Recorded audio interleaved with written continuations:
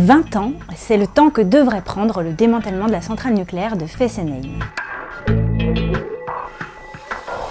Démanteler une centrale nucléaire, ça prend du temps, pas mal de temps. Sur les 58 réacteurs que totalise la France, la centrale nucléaire de Fessenheim en compte 2, qui génère une puissance de 880 MW. Alors pour éviter tous les problèmes, on pense à Tchernobyl, évidemment, et puis à Fukushima, plus récemment.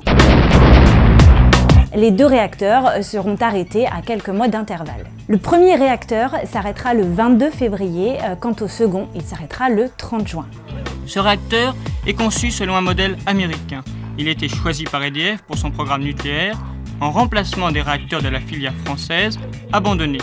Commencera alors une grande phase de nettoyage, décharge, vidange, dépollution des circuits, retrait des déchets d'exploitation, démantèlement du matériel. Bref, ça prendra un peu plus de temps qu'un petit ménage de printemps. Au moins 3 ans, si tout va bien. Attention, le démantèlement du site ne pourra débuter qu'après la publication d'un décret par le gouvernement qui devra avant tout s'assurer que tout est nickel. Enfin, la déconstruction des 2 réacteurs, la décontamination du site, la démolition des bâtiments et la réhabilitation du site devraient prendre 15 ans. Il s'agit bien de compenser sérieusement les effets d'une décision assassine pour tout un territoire. Chaque année, les millions d'euros versés par EDF faisaient vivre la ville de Fessenheim.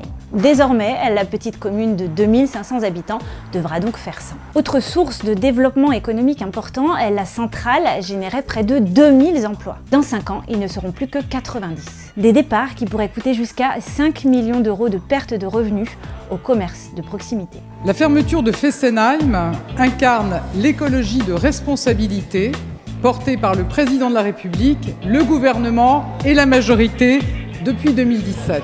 La centrale de Fessenheim devrait être la première d'une longue liste. Pour réduire la part du nucléaire dans la production électrique en France, 12 réacteurs devraient être arrêtés d'ici à 2035. En ce qui concerne Fessenheim, pour son arrêt anticipé, EDF devrait toucher jusqu'à 400 millions d'euros de l'État, ce que contestent auprès de Bruxelles de nombreuses associations antinucléaires.